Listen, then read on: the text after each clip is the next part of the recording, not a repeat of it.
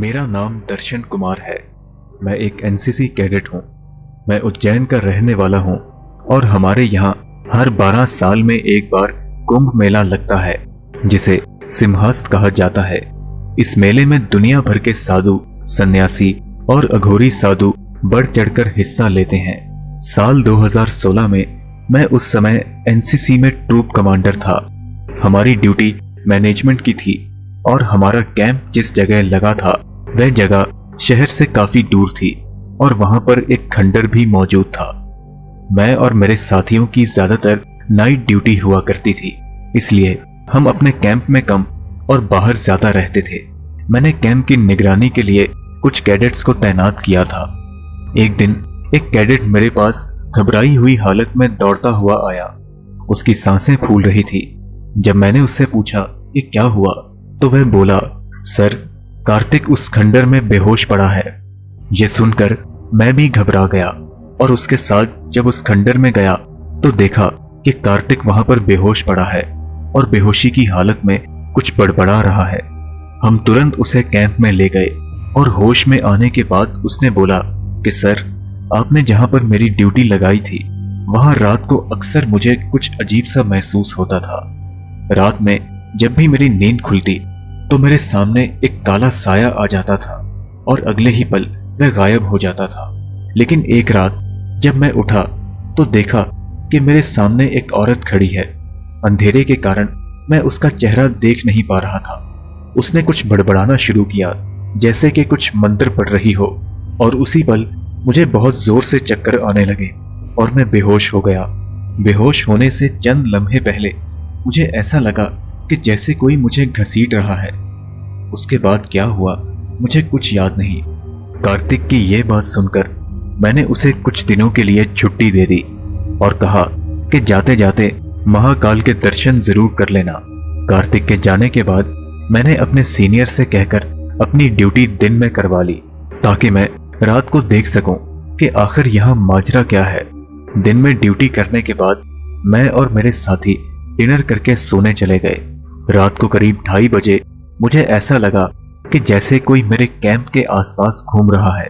मैं तुरंत उठा और देखा कि मेरे साथी मेरे साथ नहीं थे। यह देखकर मैं घबरा गया और बाहर देखने लगा तो वो वहां भी नहीं थे। तभी मैंने सोचा कि कहीं वो उसी खंडर में तो नहीं जहां हमें कार्तिक मिला था। यह देखने के लिए मैं तुरंत उस खंडर में गया तो देखा कि मेरे साथी उसी खंडर में बेहोश पड़े हैं। मैं तुरंत उनके पास गया और जब उन्हें उठाने लगा तो अचानक ही मुझे एक जोरदार आवाज सुनाई दी। यह सुनकर मैं बहुत घबरा गया। अगले ही पल मैंने देखा कि कोई अदृश्य शक्ति मेरे साथियों को घसीटकर अंदर की ओर ले जा रही है। मैं चाहकर भी कुछ नहीं कर सका। ऐसा लग रहा था कि जैसे कोई मुझे अंदर जाने से रोक रहा है। लेकिन तभी मुझे याद आया कि कुछ ही दूर अघोरी साधु ध्यान लगाए बैठे हैं और मुझे पूरा यकीन था कि वो मेरी मदद जरूर करेंगे। मैं तेजी से दौड़कर उनके पास पहुंचा। मेरे आने से वो अपनी ध्यान साधना से बाहर निकल आए और मैंने उन्हें सारी बात बताई। मेरी बात सुनकर उन्होंने अपने शिष्यों को तुरंत जगाया और वे सब के सब मेरे साथ चल पड़े। खंडर में पहुंचने के बाद साधु महाराज को किसी ने जोर से धक्का दिया। उन्होंने उस अदृश्य शक्ति से बात करनी शुरू की। इसके बाद उन्होंने मंत्र पढ़ना शुरू कर दिया और अपने कमंडलू से पानी निकालकर एक तरफ फेंका और तभी एक चिल्लाने की आवाज आई। साधु महाराज ने मुझसे कहा कि जाओ, तुम्हारे साथी उसी कमरे में हैं, उन्हें इस पवित्र जल के छींटे मारो। मैं दौड़कर अंदर गया और उनके मुंह पर पवित्र जल छिड़क दिया और मेरे साथी सही सलामत होश में आ गए। इसके बाद मैंने साधु महाराज और उनके शिष्यों का शुक्रिया अदा किया और पूछा कि महाराज, वह अदृश्य शक्ति कौन थी और उसने मुझे क्यों नहीं कुछ किया।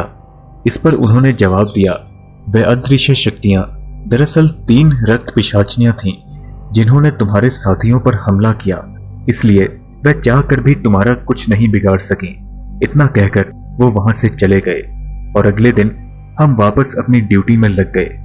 कुछ दिनों बाद कुंभ मेला भी खत्म हो गया, लेकिन आज भी जब मैं इस घटना को याद करता हूं तो मेरी रूह कांप उठती है। दोस्तों, मुझे पूरी उम्मीद है कि आपको ये कहानी जरूर पसंद आई होगी। अगर आप कुछ ऐसी ही कहानियां मेरे साथ साझा करना चाहते हैं तो मेरे इंस्टाग्राम अकाउंट पर या फिर नीचे डिस्क्रिप्शन में दिए गए ईमेल पर मुझे भेज सकते हैं।